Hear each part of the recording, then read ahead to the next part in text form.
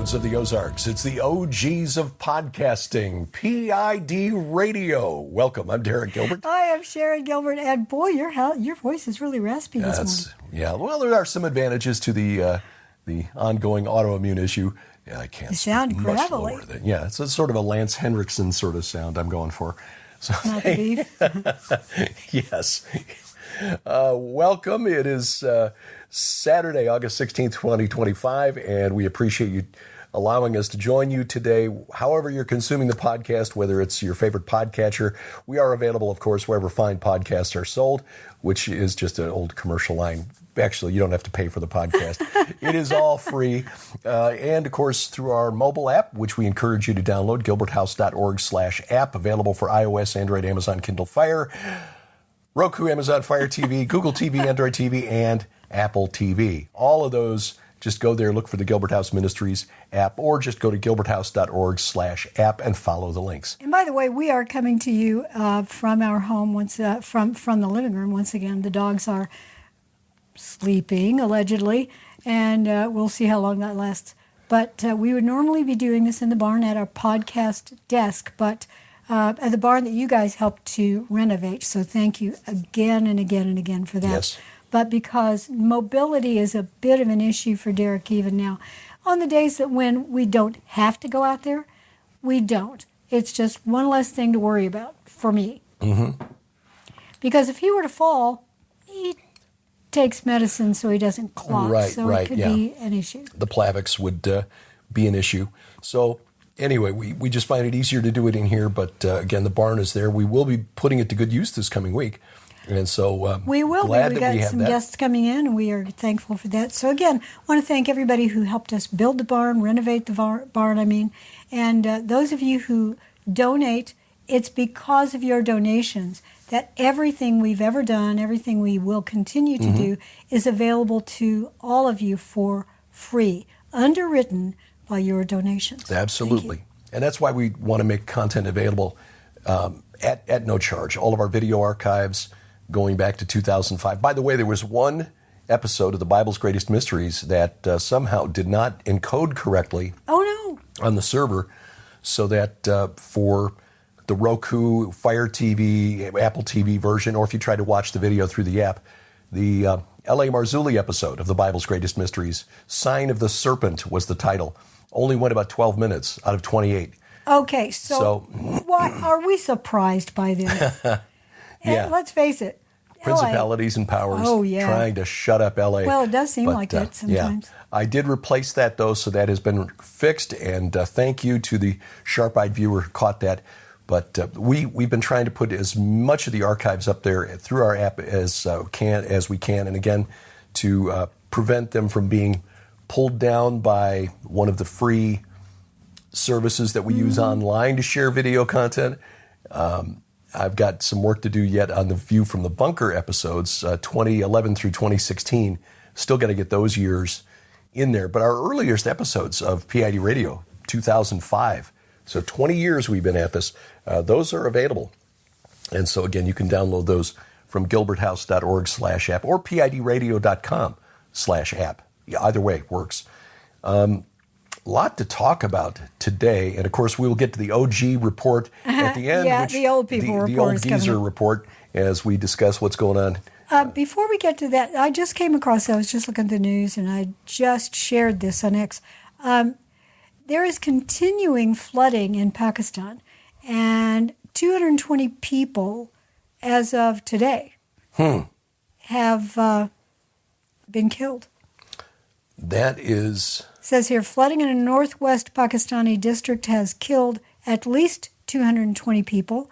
As rescuers are pulling more and more bodies, they pulled out 63 bodies overnight from homes flattened by flash floods and landslides.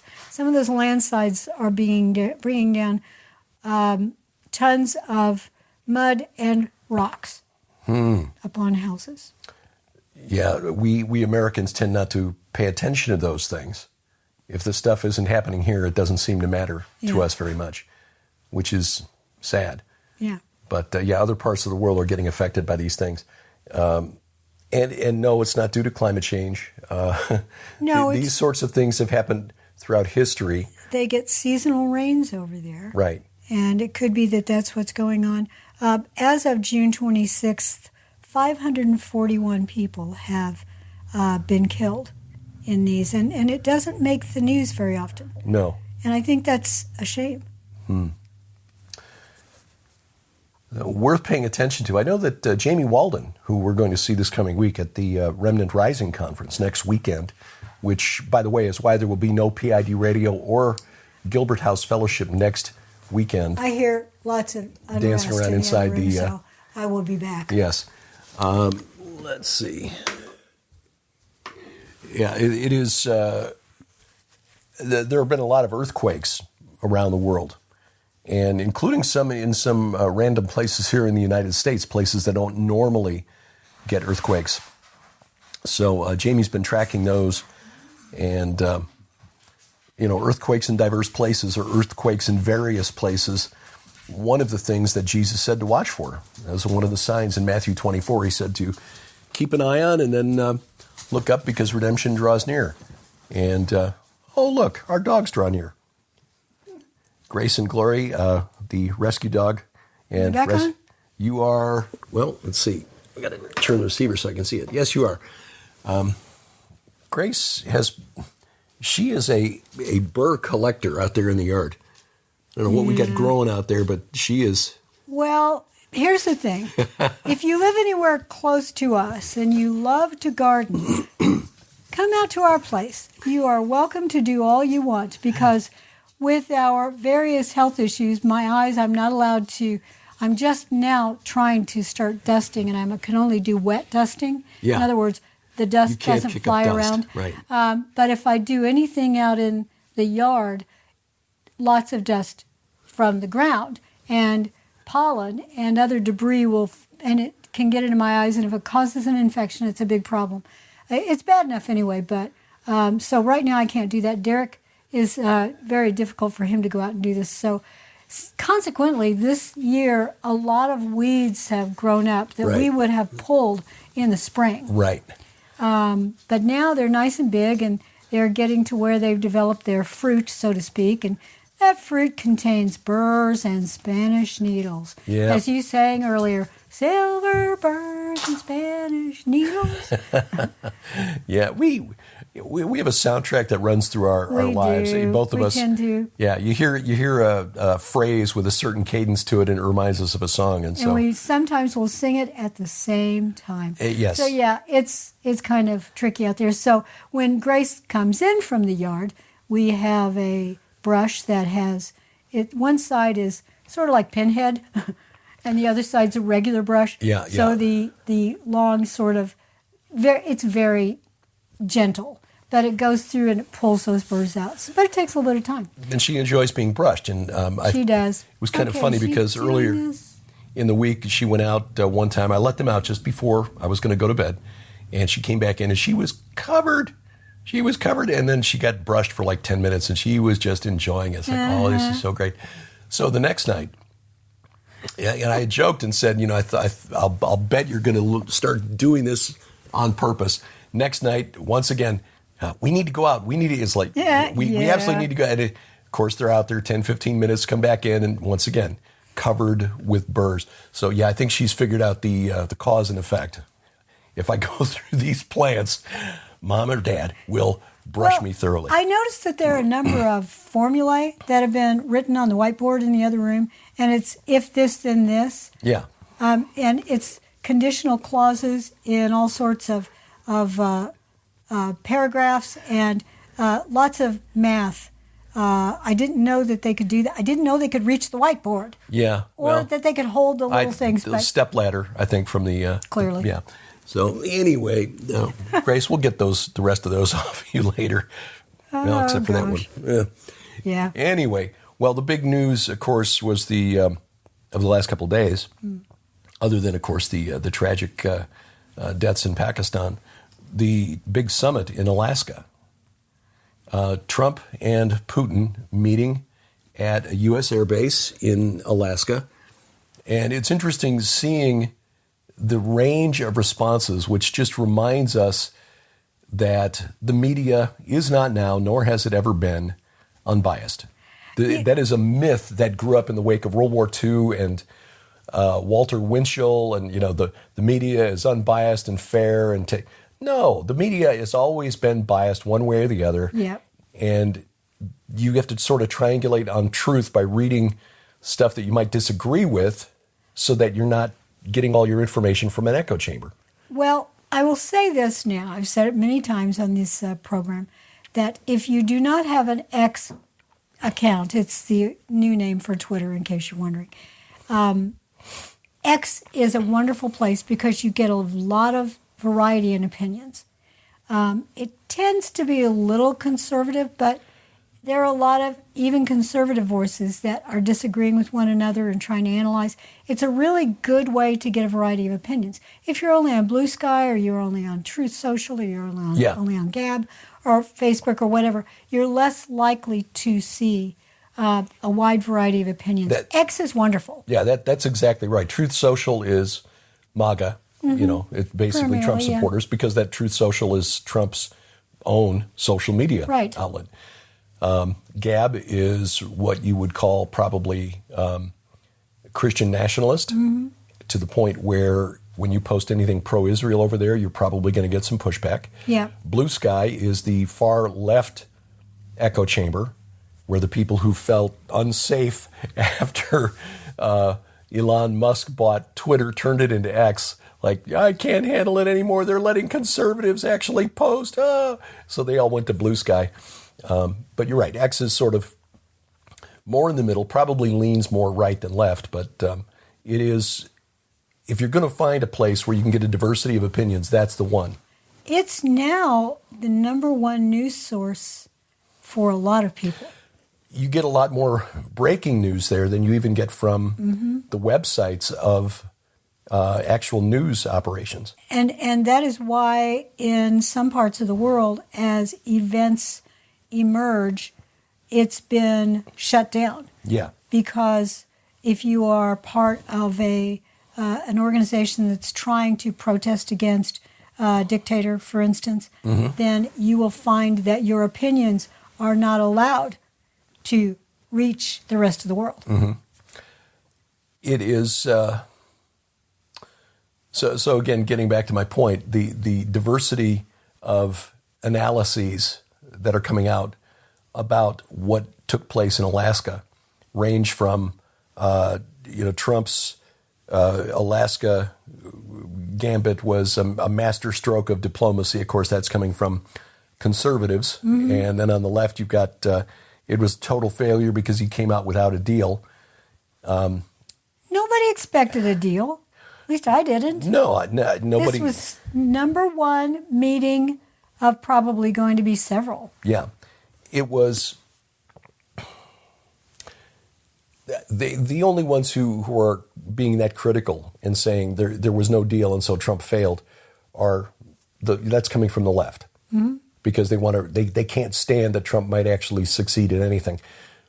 Colonel McGinnis, Robert McGinnis, has an op-ed piece at foxnews.com that is, I think, a pretty balanced analysis, which is that this was, Trump opening a door and Putin, for whatever his reasons, found it worth coming to Alaska. And it wasn't lost on anybody that Alaska used to belong to Russia. I think that's why he had it there. And It wasn't that long ago that I think it was Medvedev, or it could have been Putin, who said, maybe we should take Alaska back.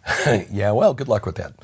What was that? That was Seward's folly. William Seward, who was the Secretary of State under, it would have been Andrew Johnson because it was after the Civil War. It was a brilliant move. Yeah, purchased Alaska from Russia. So, we didn't take it from Russia, we bought it and got a real deal. And especially now that Alaska has proven to be so rich with natural resources, particularly oil, but also gold. It really was a good deal. So anyway, they had closed-door discussions, gave like a 13-minute press conference afterwards, didn't take any questions, but it does kind of open the door towards future discussions. I said on 5 and 10 yesterday that I didn't expect anything, because at the time I was recording it, the meeting hadn't taken place yet, that I didn't expect anything, because Putin has made clear that his bottom line for an agreement is to come away with acknowledgement that Russia now owns the Crimea, which it annexed in 2014, but the world still doesn't recognize it, and the regions in the east, the Donbass. Those are predominantly Russian regions. The people who live there are ethnic Russians. They speak Russian. And Ukraine has been trying to bring them to heel since 2014. We talked about this morning. The United States orchestrated the Maidan Revolution after Yushchenko, the previous president, was overthrown in a coup in 2014. He was pro-Russian, and he won the election because of a very heavy turnout in the eastern regions that are mainly ethnic Russians. Well, after Yushchenko was kicked out and Poroshenko, who was pro-Western, was installed, and of course we remember I don't know her personally, obviously, Victoria Nuland, who was a State Department official, who Russian intelligence released audio of a phone call that was intercepted with her talking to another State Department official about who the United States was going to install as the next president of Ukraine. And, the EU had its own candidate in mind. Okay, it's just a given that we do that. Exactly. And the European Union had its preferred candidate, and Nuland very famously said, F the EU. And it's like, they don't have a say in this. Like, okay. So Russia wasn't happy about this, obviously, just as we would be unhappy, say, if there was an enclave inside Mexico of mainly Americans who were then being threatened by a pro-Chinese government in Mexico City. After that election in 2014, the Ukrainian military, because the eastern regions, the Donbass, said, okay, that's it. This isn't right. You've overthrown the guy that we voted for and elected, so we're going to declare ourselves independent. And then Ukraine sent its military in, and it was like 8 years of being attacked by the Ukrainian military before Russia went in and said, that's it, we're going to invade. Going back to the early 2000s, there have been a number of events that indicate Russia would like to have certain regions back. Let's not forget, it hasn't been that long ago. It was 1988, 89, when the USSR broke up. Yeah. So it's a lot of those areas and quote-unquote countries are relatively new. Right. So for Putin to want to take some of those areas back, especially if they're predominantly Russian and the Russian people there want to be part of Russia.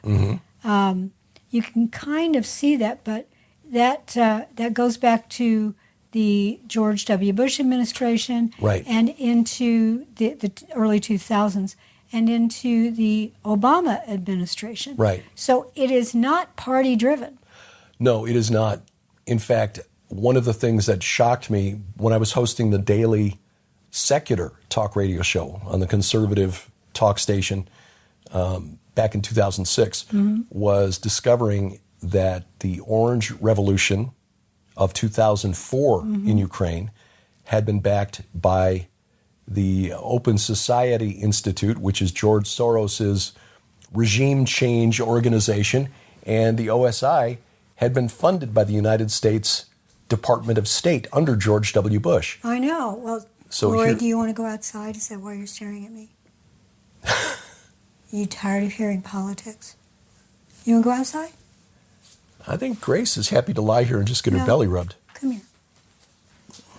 So it was, that was one of the eye-opening moments of my political education in the last 20 years, was realizing that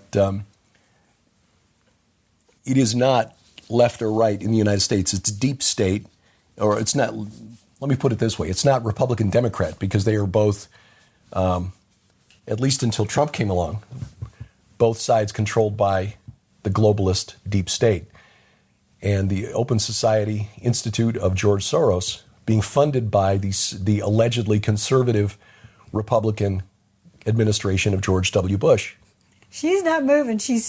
Gloria's staring at me with one of her toys. Just which don't means she look. wants to go OUT, and Grace does not. Okay, you can go by yourself. Of course, she won't go because she wants Grace to go out and play with her. I know. Grace is just lying her on her back. So this is why I was kind of hoping they would stay in the crate, but no. So the bottom line is the United States has been meddling in Ukraine for more than 20 years. And Trump has been trying to get us out of that game. Even though recently there was the announcement by several of the leaders of European countries, Starmer, Macron, and Merz, that they were going to buy, or actually it was several of the Baltic states, but the EU basically is going to buy about $1 billion worth of American weapons, then funnel it over to Ukraine. Yeah. What now? Yeah, this hasn't worked yet. We've been sending tens of billions of dollars worth of military hardware over the last 2.5 years, and it has not, or 3.5 years, excuse me, and it has not really changed the reality on the battlefield for Ukraine. Putin, when he went to talk with Trump, probably laid out his bottom line. We don't know exactly what they said behind closed doors, but I presume it's like that he said, we want the Donbass and we want international recognition of the Crimean Peninsula. Zelensky, who was not at the meeting, has made it clear that he considers that a non-starter. So if he's not going to negotiate anything, right, and that there are now leaders in Eastern Europe like Orban and the leader of the Czech Republic or Czechia said Ukraine is going to have to give up some territory. There's just no two ways about it, because Russia, if Ukraine won't agree to a ceasefire and isn't willing to do what's necessary to stop the war, Russia will just continue, and they'll get everything they want, including Odessa, probably. So this is, I think the meeting between Putin and Trump was simply to sound one another out. Mm-hmm. What I've read by analysts in Russia is that the Russian people actually respect Trump because he speaks his mind, even though he sometimes comes across as a loose cannon, like, hey, yeah, we'll just take Gaza. Okay, did he really mean that, or is he? He did. He totally trolls people. Right, and he does that. And Putin does that too. But Trump is, he basically lays it out there. Okay, here's what we're going to do. And he doesn't speak like a politician, in other words. He speaks like he's negotiating a deal. Right. And the Russians can respect that. They don't respect guys like Joe Biden or Barack Obama who speak like politicians. They consider most Western politicians agreement incapable. True. Because they'll say one thing and then they'll do something else. Because when Ukraine became a nation in 1991, part of the agreement was that the West would not expand NATO any further east. And then it did. And when the Russians complained, NATO leaders said, well, you should have got it in writing. It's like, oh, okay, all right. And so now the Russians are like, all right, so we see what we're dealing with now when it comes to Europeans and Americans. So my question is regarding NATO. Is Ukraine still a candidate, or has that been tabled? Well, I don't know. I think that that is one of the red lines that Putin will not accept. He will not accept a deal that allows Ukraine to become a NATO member. They will not allow NATO. Well, I say that now. They've actually got NATO right on their borders now, with Finland sharing like an 800-mile border with Russia. But Ukraine is really a sore spot for the Russians, because it was through Ukraine that Napoleon in the 19th century and then Hitler in the 20th century invaded Russia. Well, through that region. Through that region. They came through... Not through Ukraine, through that region. Well, through what is now Ukraine. Yeah. You know what I mean. Yeah, I know. Okay. I just want to make sure that our listeners are aware. Yeah, because again, Ukraine wasn't a thing until 1991. Right. We tend to, view history from a very short Russia. time frame. Yeah.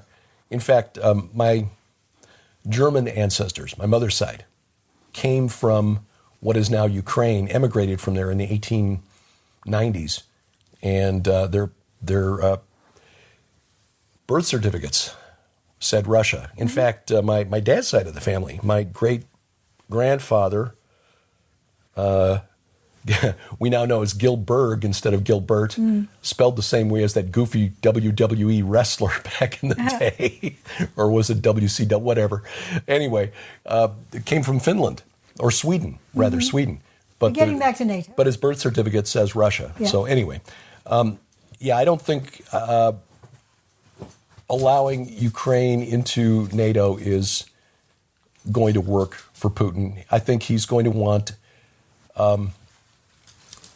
some guarantee that Ukraine is demilitarized and is not allowed into NATO going forward. So what is interesting is that, again, on the right, you've got pundits saying that this was an excellent bit of diplomacy by President Trump. He's kind of put the ball back in the courts of the Russians and the Europeans, saying, hey, look, we want peace, but it's not our territory. We don't have a dog in this hunt, so you guys are going to have to figure this out.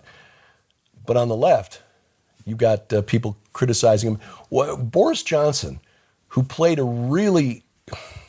Am I back on? I didn't know you were off, but yes, you are on. I switched it off. Yeah. I'm on? Yes. Sorry, I'm just explaining that if you hear me go in and out, it's because Glory is very restless right now. Yeah, she wants to... She wants something, but when I ask her she wants to actually do it, no, she doesn't. So basically she wants attention, and yet she doesn't. She wants Grace to go do something with her, and Grace is not inclined. Bored. Yeah, Grace is just lying here, and she's happy to just lie here and get her, as I said, get her belly rubbed. And have burrs picked off.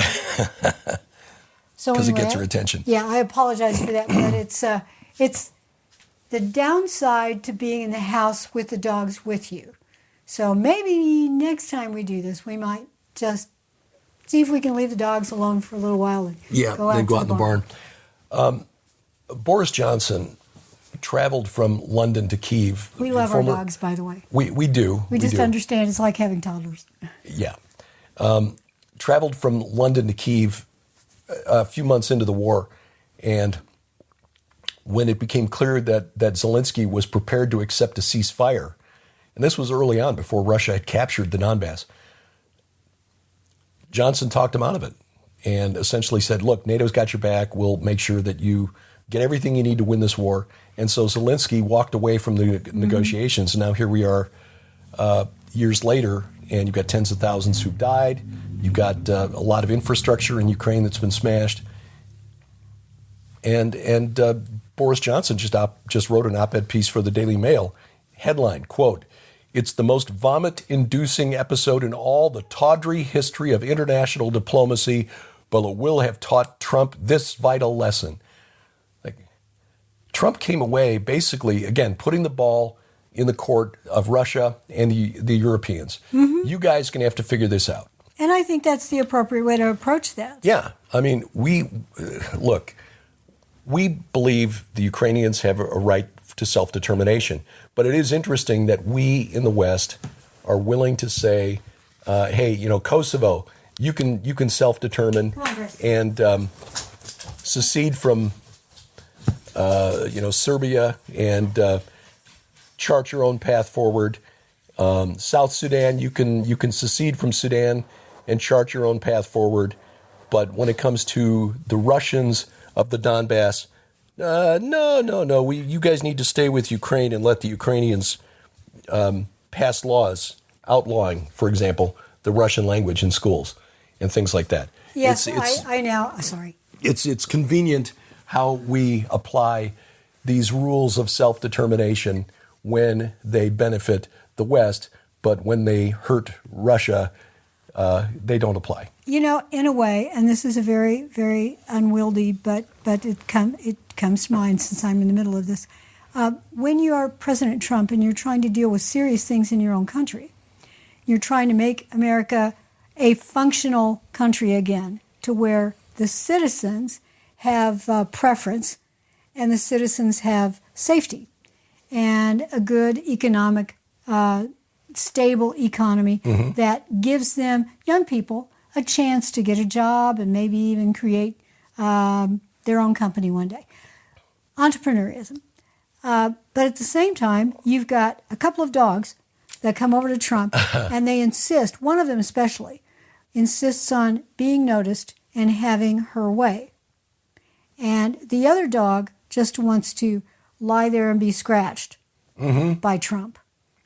So you've got one that isn't getting any notice, but wants notice, and the other one that just doesn't want to move. That's sort of, in a nutshell, global diplomacy. You never know which country is going to just want to be scratched. I want a little bit of, I want trade, and I want this, and I want that. And if you do that, I'll be here, I'll be happy, I'll support you in whatever you want to do. And another one that is generally a pretty nice country, but needs attention. And if you don't give me attention, I'm going to go over and I'm going to insist that the big country that's just lying there being really nice and basically getting along with you so long as it's scratched, I'm going to make sure that they give you trouble. Interesting metaphor, but it works. I know. It's a bit of a kludge, but and I apologize for this because I finally got the dogs, both of them, to go into the backyard because Grace was content to just be scratched. She did not want to leave that couch. Yeah. Glory was bored and wanted to go out. And she's the younger one and still has a lot of puppy left in her. She'll be a puppy. So, yeah, Grace is outside now, probably beating Glory up. Well, I doubt that. But because Grace really loves Glory. She does. They wrestle, but even when Glory was much younger and Grace really could have done her damage, she never did. So yeah, when a 10-pound dog tries to take on a 65-pound dog. Right. And sort of thinks that the 10-pound, okay, I won, ha! Yeah.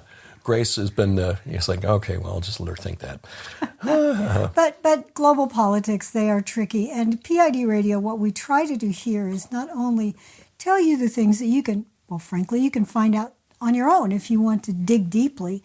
Derek and I do a lot of that, and we try to encapsulate it for you. But we also try to look at what's going on spiritually speaking. Behind all of this geopolitics, there are theopoliticians. Principalities and powers, cosmic rulers over this present darkness. Want their way. They want to be scratched, or they just want to be sit there, or some of them have a little toy in their mouths, and they want somebody else to notice them. Yeah. They want to be the big spirit on the block. Yeah, and looking at this from a big picture perspective, because from a numerical standpoint, the Ukrainians are absolutely foolish to continue this war. They don't have the manpower. They don't have the industrial capacity. Even with the United States and what industrial capacity we still have, which has been hollowed out since the 1980s, and a lot of that's been sent over to China, we don't have the industrial capacity to keep up with what the Russians are producing in terms of artillery shells and drones. Oh, I agree. And it's more than just the ability to produce war material. They cannot feed themselves. They can't rebuild until all of this is over. Well, and they've lost a lot of their infrastructure as far as their city buildings go. They have in power generation capacity. And just in terms of workforce, young men are afraid to leave their homes because they're being forcibly conscripted off the streets. Which is part of the reason I say they cannot necessarily feed themselves. They have farmland. Yeah. It's just who is farming it? How do you safely farm it? Yeah. Who's currently in charge of it? Right. It's So, again, from a logical perspective, it makes no sense to continue the fight, and yet it continues, and Zelensky absolutely refuses to consider, at least he says, to consider any concessions of land. And unless he does that, this war will continue.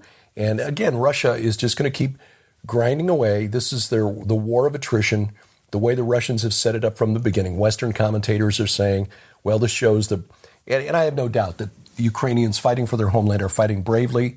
They're putting up a stout defense, but the Russians just have superior numbers. And ultimately, the mathematics, the physics will favor Russia, and the Russians are just slowly grinding down Ukrainian defenses. There have been reports in recent days of a couple of key fronts in the eastern part of the country that are about to collapse, front lines of Ukrainians. I have no way to corroborate that, but whether it's this week or next year, the fact is Ukraine is ultimately at some point going to have to acknowledge the reality that Russia is going to win the war, and Ukraine is going to have to accept some sort of new reality. Well, Zelensky is meeting with Trump on Monday. I cannot wait to see the images from that one. Yeah, that may be even more interesting than his last meeting where Zelensky got schooled in the Oval Office. I know, and that's why I started calling him Little Z. Yeah. Because he looked like a child. Yeah. Trump is rather physically imposing. He's about 6'4"? He's physically imposing, but he is older and he is wiser. Zelensky has been accustomed to getting his way and being told yes every time he asks for something. He assumes you owe it to him. Right. Western intelligence agencies, and this is the one thing that Trump is going to have to deal with, because the intelligence agencies and those who are embedded, the career guys inside CIA and either MI6 and or GCHQ, are the ones really pushing this war with Russia. For what purpose? I don't know. It's got to be spiritual because it doesn't make any logical sense. This is why I think we're seeing some leaks to the press about, for example, the Director of National Intelligence, Tulsi Gabbard, as she's released declassified information about the whole Russia collusion hoax and how that was all ginned up by the Obama administration, working hand in hand with Hillary Clinton's presidential campaign back in 2016 and 17 to make Trump look like he's the puppet of Vladimir Putin. They're going to the Washington Post and saying she's disclosing, what do they call it, sources and methods. Sources and methods. Lives will be at risk. They want to take her out because she's trying to shine some light inside the intelligence services. We'll see what happens this coming week with Trump. But one of the things that we need to take a break, but when we come back, I want to get into a little bit of the intelligence agencies, which could transition us into the subject of Israel, which we need to discuss, and the things that are going on over there. So we'll take a break, and we'll be back with more PID Radio after this.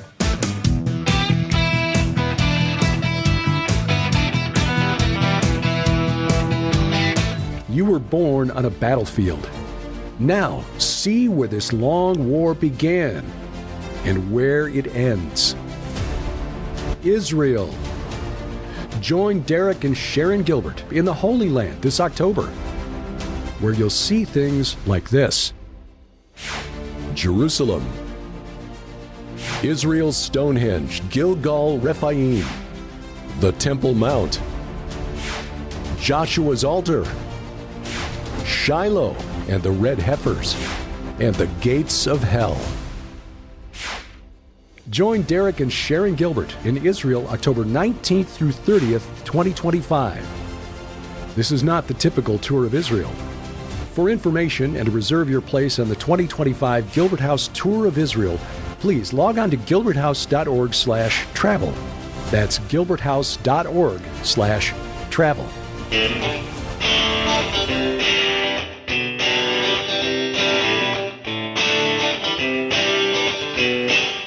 Welcome back to PID Radio. I'm Derek Gilbert. I am Sharon Gilbert. Hey, your voice is a little better. What? And a little coffee during the break. Oh, there you go. It always helps. Well, we want to remind you while we are back that if you go to gilberthouse.org/travel, you will see that we are going to Israel in October of this year. Yes, we are. And probably next spring. We got dates there for next spring. We would love for you to join us. Mm-hmm.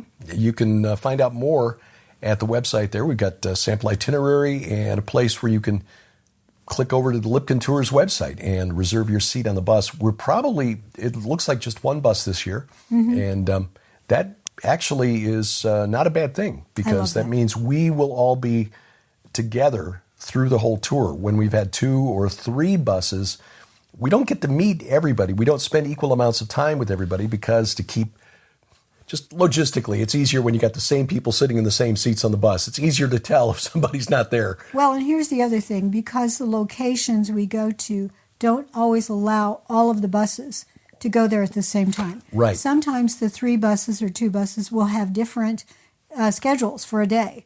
And so we may not all be there at the same time. We may even go to dinner and have different tables assigned to us. Yes. That's how a lot of these places work. They're, not all of them, but they'll say bus 1 here, bus 2 there, that kind of thing. But we would love for you to join us, especially when we've got only one bus, because it's one little family that we all form together. We want you to be part of it. Absolutely. So you can find out more at gilberthouse.org/travel. That's gilberthouse.org/travel. Also, we are going to be in Springfield, Missouri next week. Yeah, again, that's why we will not have a PID radio or a Bible study, Gilbert House Fellowship, next weekend, because of the Remnant Rising Conference. That gets underway on Friday, and it's really going to run almost 3 full days, Friday, Saturday, and Sunday. We're looking forward to that, because it is a gathering of a lot of good friends. Mondo de la Vega, Jamie Walden, Vicki Joy Anderson will be there. Trey Smith. Tracy Tennant. Trey Smith, yes, Trey Smith. And Kenny C. will be one of the speakers, so we're looking forward to that. Oh, yeah. Nathan Reynolds, who's been on some very high-profile podcasts recently, and he's got a very, very intriguing testimony. So I know a lot of people excited about seeing him. There's still a few seats left as of Thursday. Mm-hmm. Not very many, we were told though. there were about 24 seats left. Now, if we go beyond the 24, they can open up another section of the conference room. But that'd be a wonderful problem for Hear the Watchman Ministries to have. It would, assuming they could fill the new section, because when they open up a new section, then it costs them more. Yeah. We would love for Mike and Jeannie not to have to go into their own savings, which they've sometimes had to do, to pay for this. So go to Hear the Watchmen, that's Watchmen, hearthewatchmen.com, and you will find all of the information there. And save $20 by using promo code GilbertHouse20, GilbertHouse20 for the in-person registration. That knocks $20 off. And if you can't be there, then consider streaming video. If you sign up for streaming video until Thursday, through Thursday of this coming week, which is August 21st. Oh, no, please don't say it's November. I am only getting to the point where I can start writing in the next couple of weeks. So please don't say it's November. I was hoping to get book 9 done before the end of the year. No. Yeah, I've got a book that I've got to turn in before we go to Israel, too. You actually signed a contract for yours. Yes, exactly. So, but if you sign up for streaming video through Thursday the 21st, you save $10 on the streaming video. So, again, hearthewatchmen.com. You know, when my presentation is only going to be about 20 minutes, but in 20 minutes I hope to impart what's going on in the world as far as the rise in anti-Semitism and how it echoes so frighteningly the events taking place in the 1920s and forward. Boy, I'll tell you, we are seeing never again is now. And sadly, the Western world is falling into the same trap, only it's bigger. Yeah. It is so much bigger now. The animosity towards Jews throughout the world is shocking. It is, and that's one of the things I'd sort of alluded to before the break with the the intelligence services in the West MI6, GCHQ, the military intelligence agencies of the UK, the United States, back in the 20s and 30s, State Department intelligence, really aligned against the Zionists who were moving to Palestine, who'd been promised an independent homeland in the League of Nations Charter. It was part of the League of Nations Charter. The founding nations of the League of Nations in 1920 made that part of the charter. It wasn't a resolution that was passed. It was like in their constitution. Yeah. There will be an independent Jewish homeland in what was called Palestine, because in the wake of World War I, the Ottoman Empire had collapsed, and that land, part of it was to be carved out for an independent Jewish state. And now here we are 100 years later, and the world wants to take it away. Mm-hmm. In fact, I had a follower on social media say that the United Nations should revoke Israel's charter. It's like, no, there is no charter. The charter was the League of Nations charter, and since there is no more League of Nations, there is no charter. Yeah. The United Nations voted a resolution in November of 1947 to grant Israel and it was by a 2/3 majority. You may as well say Ukraine can't be Ukraine anymore. Or the United States can't be the United States anymore. Yeah, I'm sorry, but they are an independent country. Right, but that's how the world is now thinking about Israel, that Israel has lost the right to be a state because of what's going on in Gaza. It is, again, it's a long supernatural war, and as you've been reading in this book, by Erik Larson is the author? Erik Larson, I've read several books by Erik Larson, E-R-I-K, and it's S-O-N on Larson. I think it's S-O-N. The couple of the other books, just so you know, if you're interested in it, one I started reading in the first place called The Devil in the White City, and it's about H.H. Holmes and his activity during the Columbia Exposition in 1893 in Chicago. It was the celebration of the anniversary of Columbus discovering the New World. So 1492 to 1892, only they took them a while to build it, so it was 1893 when they actually opened it up to visitors. But he was such an extraordinary writer. I read another one about the Lusitania and how that got us into World War I.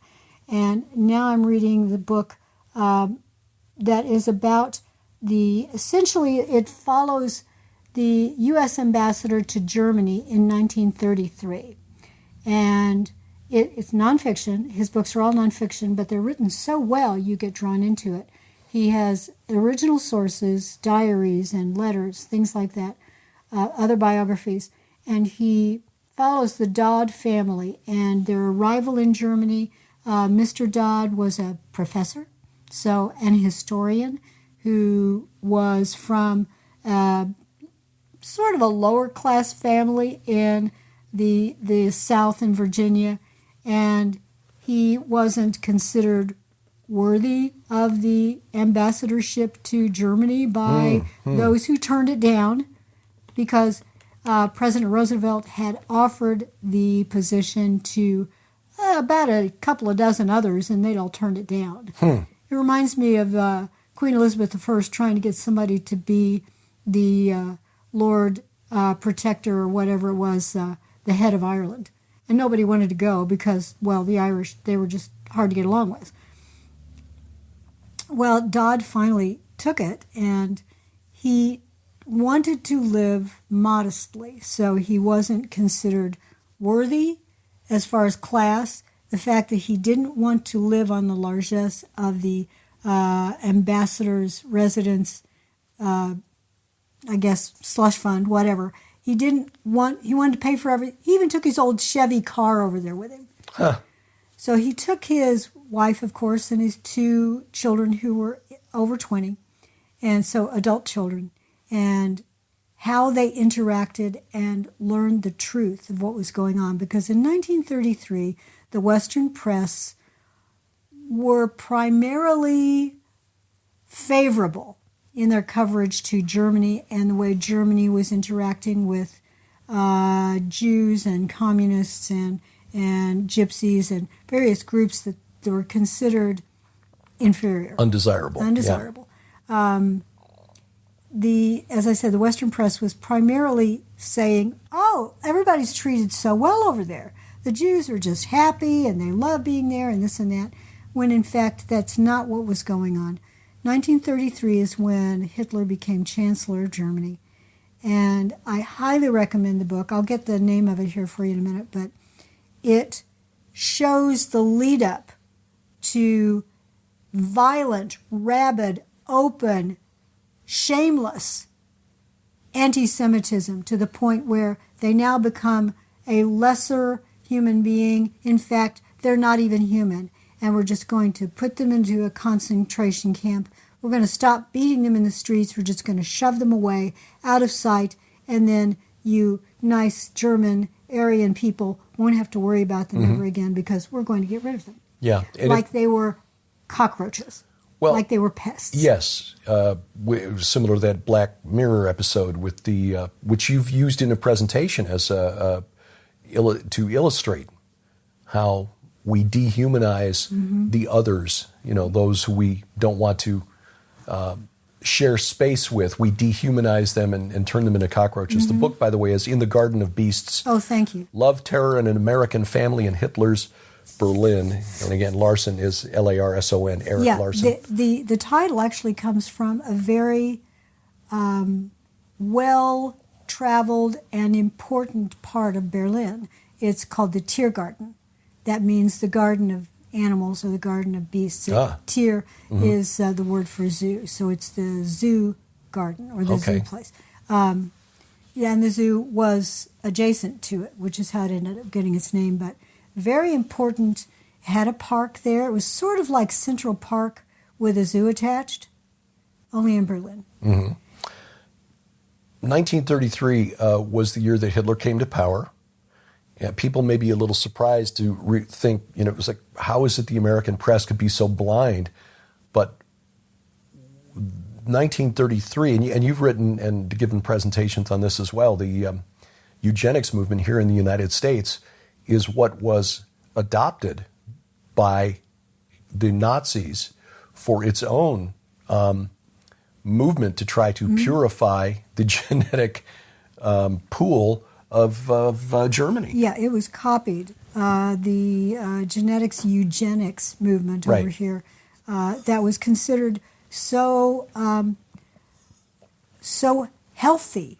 Progressive, and we're going to have a better, fitter nation because of it. A man named David Starr Jordan, who was the first president of Stanford University. He had been one of the big movers and shakers at Indiana University, and Jordan Hall is named for him. He taught, I think he taught botany, but he ended up having the biology building named after him, the Jordan Hall. But he was one of the leading lights, so to speak, of the eugenics movement. And he and many others who were trying to promote the idea of what was called hygiene. So when you see someone specialized in hygiene during that period, that's what is meant. It's the nice way of saying a eugenicist. There were a lot of progressive individuals who were in government who were hygienicists, who wanted better citizens.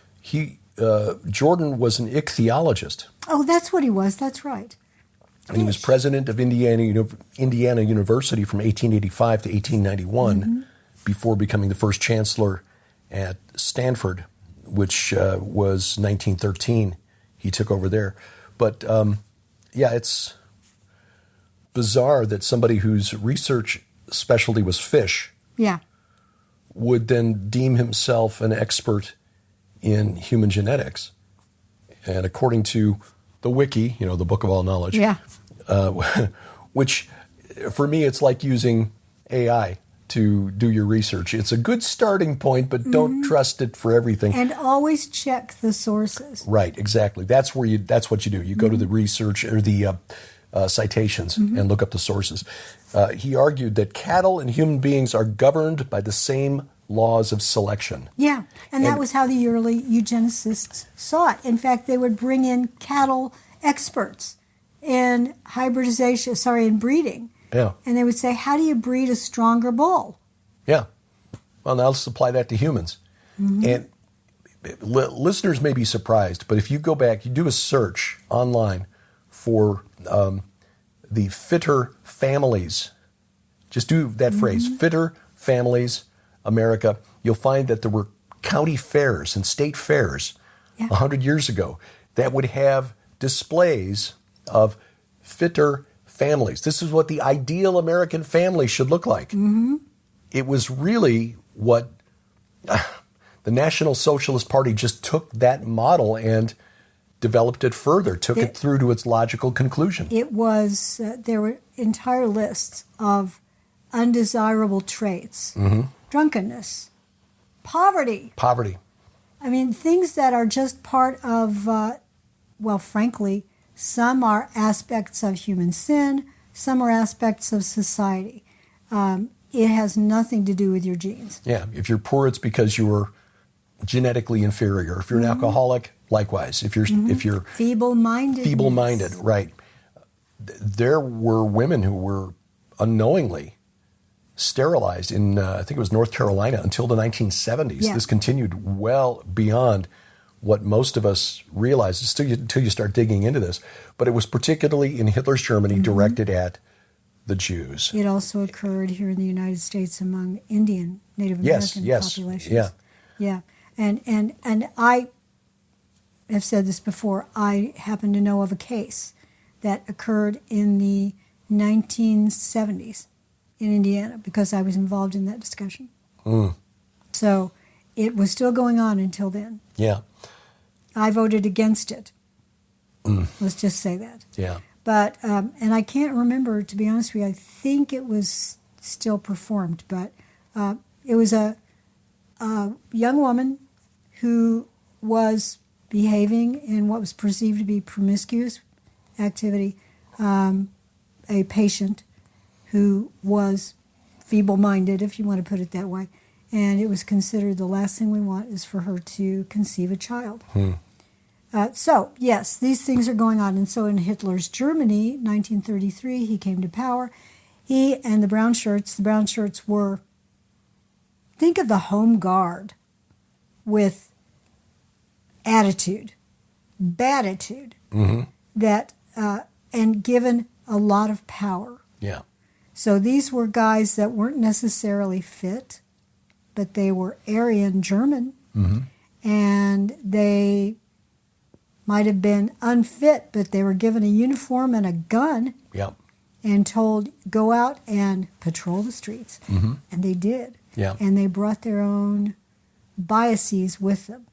And there were group dynamics taking place that I would argue, since this is PID radio, I think spiritually speaking, there was such a dangerous spirits taking place that these brown shirts, they were the SA. What was that? I'll look it up here. Yeah, Thailand was the A, but I can't remember the S. But they essentially were thugs. It was a bunch of thugs in brown shirts. And they were run by a man named Rum, R-H-O umlaut M, I think is how it was spelled. And he wasn't very fit either, but he had some power. And he had the ear of the president of Germany and the tacit approval of the chancellor. Yeah. Rum, R-O umlaut H-M, Ernst was his first name. Interestingly, when they were no longer useful, in 1934, Night of the Long Knives. Yes, exactly. Rum was arrested and executed. Yep. Sturmabteilung, yeah. Okay. Yeah. Sharon has studied Germany. They were stormtroopers. She's studied German, even though I'm half German, I have not. So Yeah, I had to take 3 years of German at IU and 1 year of German at in high school. But that's where the phrase stormtrooper comes from, Yeah. right? Yeah. And we're seeing that worldwide now. We're seeing a repeat of 1933 as we're approaching, here we're in the 1920s.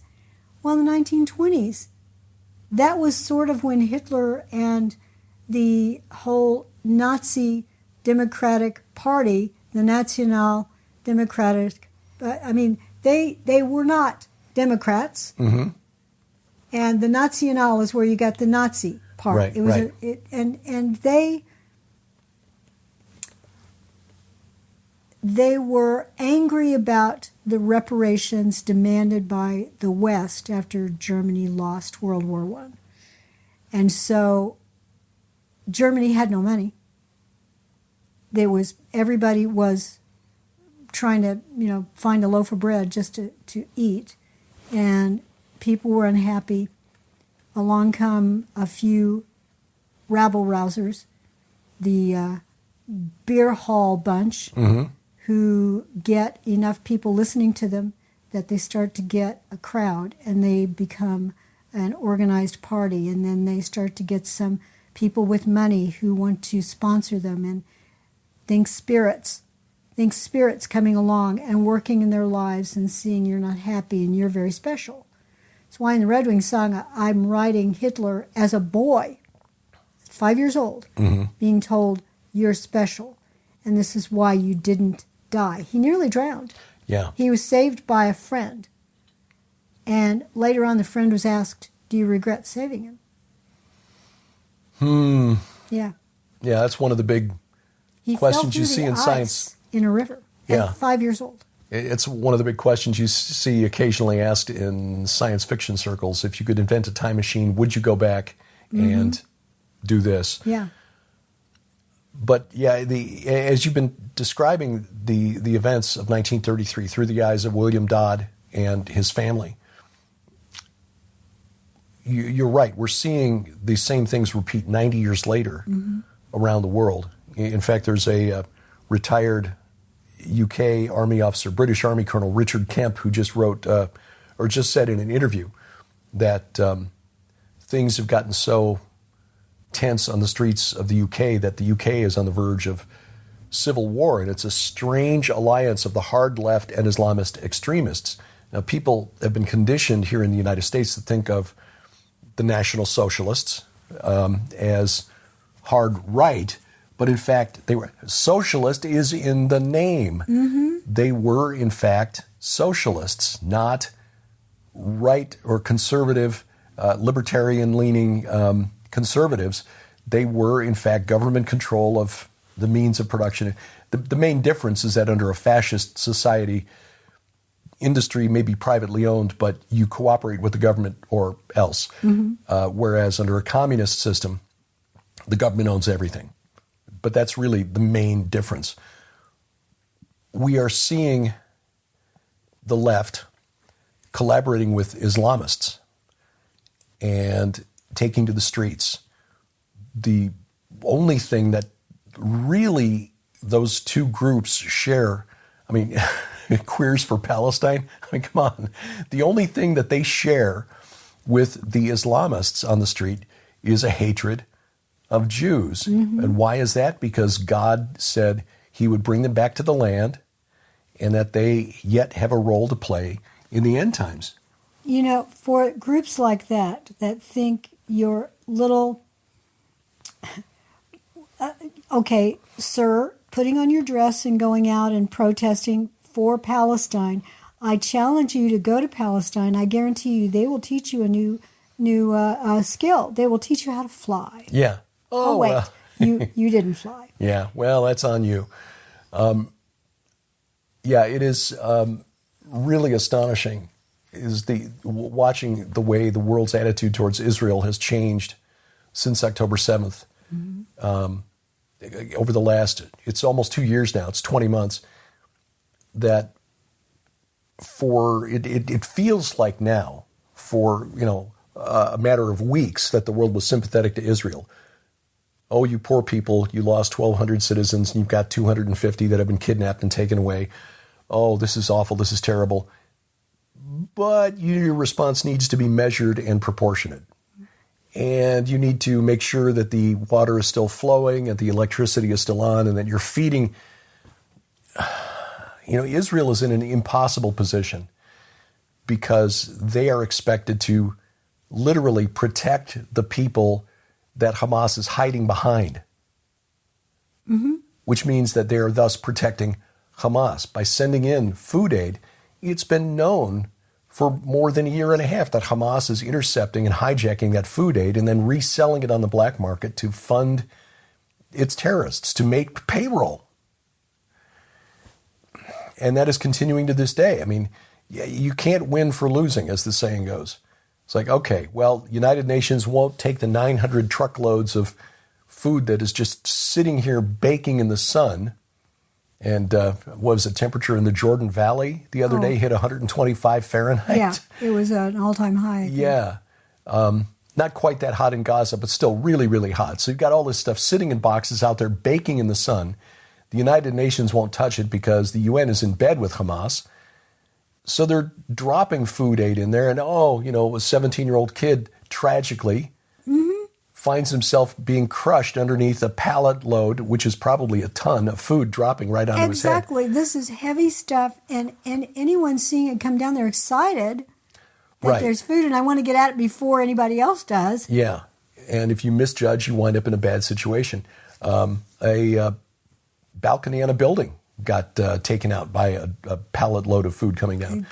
So you've got nations that are doing that, and that's not an efficient way to get food aid in. It's a way to get it in there without Hamas hijacking it. It's a way to say you did it. Right, yeah, it's photo op. It's like Biden sending that ship. Do you remember the ship that was on? They built a temporary pier that was only operative for like a day because the waves. Oh, who'd have thought? Waves on the Mediterranean. Well, it's sort of like Greta Thunberg's little flotillas. Yeah. Allegedly, one ship. It is really astonishing how the world has turned on Israel. But for Christians looking at the situation, and as you say, coming back to what we try to do at PID Radio is look at the spirits behind the scenes. And I know, and you're right, because I do 5 and 10, 5 days a week, I often get caught up in the shadows, the headlines. That's just the shadows of the reality that we are contending with. As Paul wrote to the church at Ephesus, we wrestle not against flesh and blood. That's what he meant. We need to look beyond the headlines. We see now a scenario lining up where a dynamic world leader could pull together a coalition of the willing and lead a global army against Israel. You refuse to stop, so we're going to make you stop. Israel is in a tough spot if Netanyahu doesn't see things through and absolutely crush Hamas and just eliminate it. They'll declare victory and wind up, when Gaza is rebuilt, in command of Gaza, taking in all this aid from soft-hearted and soft-headed Westerners, and then use that money to rebuild its arsenal and rebuild the fortress. Exactly. In the West at the time, in the United States at least, the intelligentsia, the deep state in Washington, D.C., and on elite college campuses like Yale and Harvard, they believed that Hitler was a buffoon. They believed he was temporary, he wasn't going to go anywhere, he really didn't know what he was doing. He'd been put into place almost accidentally. They saw him as temporary. He'll last maybe through the year. That's it. They were wrong. They were so wrong about him. He had around him a deep state. Yeah. He didn't know it necessarily all the time, but he was used by the fallen realm for and taught how to speak. Hitler would practice in front of a mirror.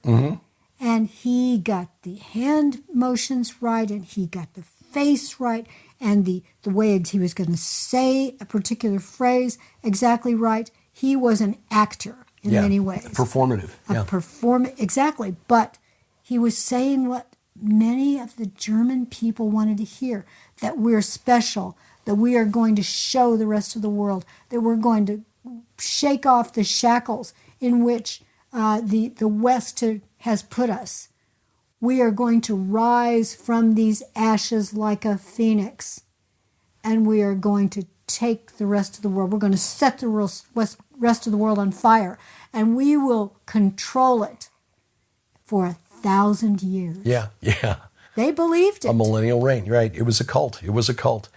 And there is a similar thing that may be rising on social media, and I don't want to spend too much time on this because I don't want to give this guy attention. I'm never going to say his name. A far-right young man, mid-20s, who is saying what a lot of disaffected young men here in the United States want to hear. He claims responsibility for helping Trump get elected, claims that he is the original, he's the OG of America First. I'm like, I'm sorry, no, that was Trump. But he actually has, through his daily live streams, called for his followers to swear oaths of allegiance to him. Well, he's deluded, isn't he? He is. But here's the thing. We can easily dismiss him and say, he's deluded. Exactly. He's a clown. He won't last the rest of the year. Right. And that's why I bring him up. Because I was watching a clip from a commentator who started out as a sports writer. He's on the Blaze TV network. His name is Jason Whitlock. He's a really good sports writer, but beyond that, he is a Christian man, and he has opinions that he shares on politics as well. And he was talking about this young man, the young man in question, and said that you watch, he will be key to who gets the Republican nomination in 28. Like, okay, because this young man is he's well-spoken. He's a gifted communicator, but he is also very he clearly hates Jews. He also is very anti-black. And if people, no, I'm not even going to say that. Look, first of all, it's wrong to be anti any group. Right, yeah. Things are tribal enough out there, as Jesus said in Matthew 24, ethnos against ethnos, nation against nation. But what he means is tribe against tribe. Exactly. And we've been seeing that here in the U.S., especially since President Obama came to power in 2008, especially since 2020 and the death of George Floyd. But it's that way all over the world. I think we Americans have been maybe less tribal than a lot of other places where Arabs and Israelis, Arabs and Jews in the Middle East, Serbs and Croats, Ukrainians and Russians, English and Irish. Wherever you go. Farmers and the cowmen. Yeah, that's right. There are people, and then there are others. And this is, sadly, human nature. Yeah. And the enemy, the fallen realm, exploits that. And we're seeing it here in social media is going to facilitate the rise, whether it's this young man whose name I won't mention, or someone else who rises up leading a movement that could be hijacked and used as the next, say, Brown Shirts 2.0. I don't know. But certainly the fallen realm is always looking for useful idiots, human agents, to carry out their plans. And we as Christians need to pray against that, be discerning, and not get caught up in the headlines, not be distracted from the Great Commission. One of the other tragedies, and I think we're going to continue seeing this sadly, in 1933 Germany, was that there were Jewish families who, even though they heard what was going on, they had friends who said, this happened to me. If it hadn't happened to them yet, they wanted to continue believing, much like Theodor Herzl ran into. I have roots here, my friends are here, my business is here, my synagogue is here, my place of worship, wherever. I don't want to leave here. I don't want to uproot everything and take my family Right. to Israel. I don't want to leave Germany. I don't want... Many who didn't get out ended up being killed. Yeah, wound up in the camps. Yeah. And during Herzl's time, those who didn't go to Israel, later on, they discovered that their families leading up to 1933 they were in the wrong place. Yeah. I think, and I pray that this is what happens. When the Lord said, I'm going to bring you back, he didn't say, I'm going to send you a gold engraved invitation and, you're now, Israel's open for business, everybody come in and you're all going to go, great. He forces them out. Right. Right. And it doesn't mean that he himself, he's allowing the fallen realm to do it. Yeah. He's bringing them back. It's sort of a hook in the jaw for the Jews making Aliyah as well. Yeah. Many Jewish families go there because they love the idea of living in Israel. Right. But some are having to go there now because they're starting to realize they're no longer welcome. There is no safe place. Yeah, there was a Haredi couple on vacation in Venice, got attacked by Italians just this past week. We've seen, it's almost every week, there are a few stories from somewhere in the West where Jewish people are being attacked because it's obvious that they are Jews. And this is, again, an echo of what happened 90 years ago. And even before that, as you write in the Red Wing saga, the reason so many Jews ended up in the East End of London in the late 19th century or ended up in New York is because of the persecution, the pogroms in Russia, beginning in 1871, I think it was, with the assassination of Alexander II, the Tsar. One of the conspirators was accused of having Jewish heritage. Yeah. One of the women involved allegedly had Jewish ancestors, and so Jews were blamed, and that led to pogroms. 1891, there were 20,000 Jews that were expelled from Moscow. Just get out. We don't care where you go, but you can't stay here. And had it not been for that, many of them would not have made the trek to what was at the time Palestine, which was a dusty, overgrazed land that was not productive because it just had not been cared for by the people who lived there. They went there, bought land at inflated prices, began working it, and built the foundations for what became Israel. But as you say, those who had comfortable lives, especially when you look at, and this is why Herzl didn't get any traction with the bankers, the Rothschilds. Yeah. Or with any of the bankers. He talked to a number of them. A lot of bankers. Not just the Rothschilds, but the wealthy class. They didn't have any incentive to take the gamble and risk of moving to Palestine, which at the time there was no guarantee that would ever be in Israel, except for the guarantee that God put forward in the Old Testament. Right. But, for most people, it's like, as you say, hey, my business is here. It's like, all right, we're treated like second-class citizens, but hey, it's a living, yeah. But for the wealthy, it's like, why should I bother? I've got a life here. I've got my big house and my servants and my coach, and there was no reason for them to go. And so I'm sorry, whenever anybody says the Rothschilds created Israel, you really need to read history, because they didn't create Israel. In fact, they did very, very little to found the modern state of Israel. They had no incentive because they had theirs, and let those poor Jews, they're just poor because they're not industrious and smart like us. Well, we are definitely seeing a repeat of the things that were happening into the late 19th century, early 20th century period. And the tragedy is we are repeating it. Yes, we we are. shouldn't be repeating this, but we are. And it's as if the fallen realm said, hey, it worked then, let's do it again. Yeah. Only bigger. Mm-hmm. Let's go bigger. Right. And the Lord is saying, okay. And I think the reason he's allowing all of this to happen is because he's about to return. I think you're right. Yeah.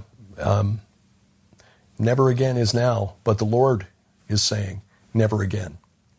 Exactly. Yeah, because his word, and he will not go back on his word, says that there is still the house of Judah i.e. the Jews, and the house of David in Jerusalem when he comes back. Yep. And so the nations may rage and imagine a vain thing, but he who sits in the heavens laughs.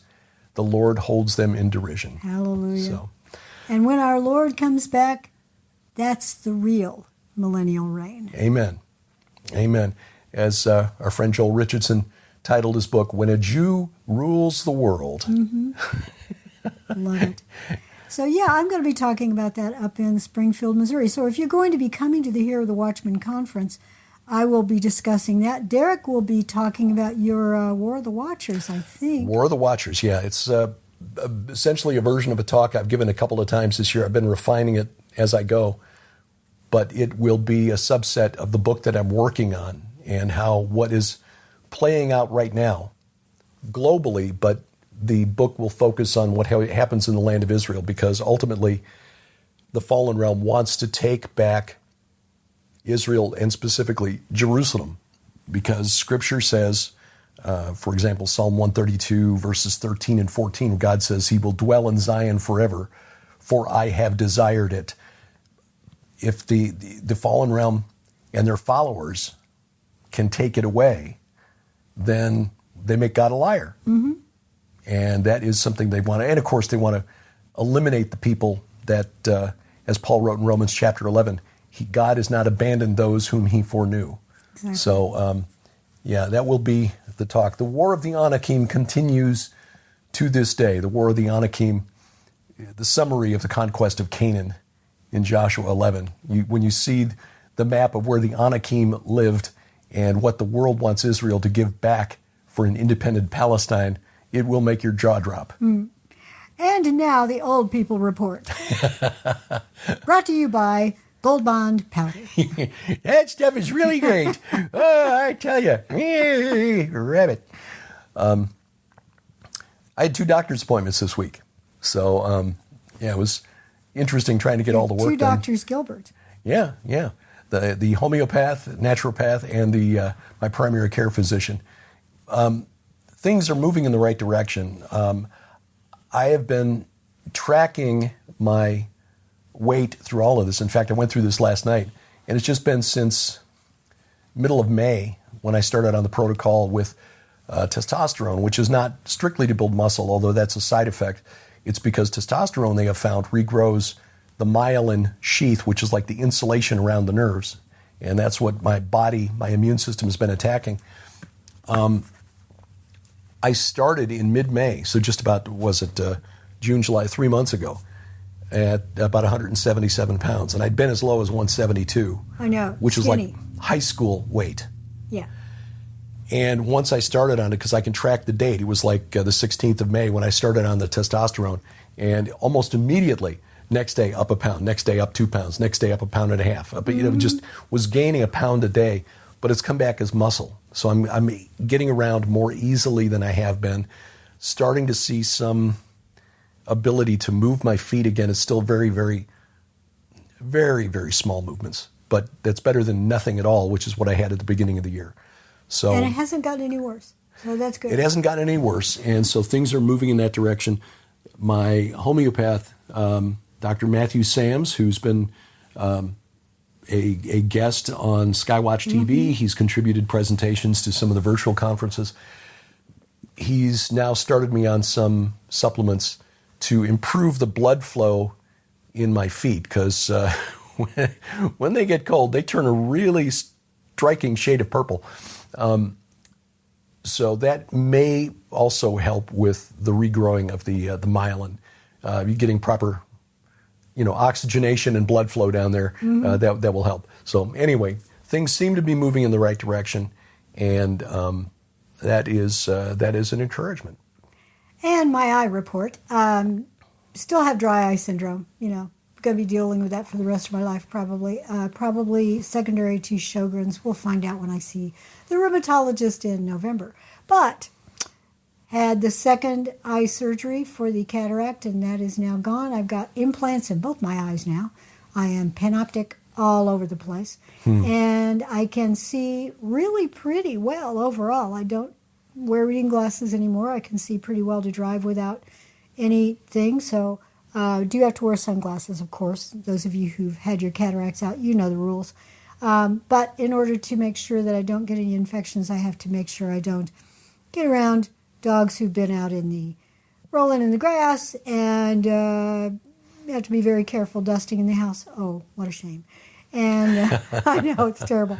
But like I said, gardening can't do that yet, so probably I'm just thinking I probably will just wait until it gets really cold and things die out there, and then I'll go out and pull things up the best I can and spray. We'll start again next year. Yeah.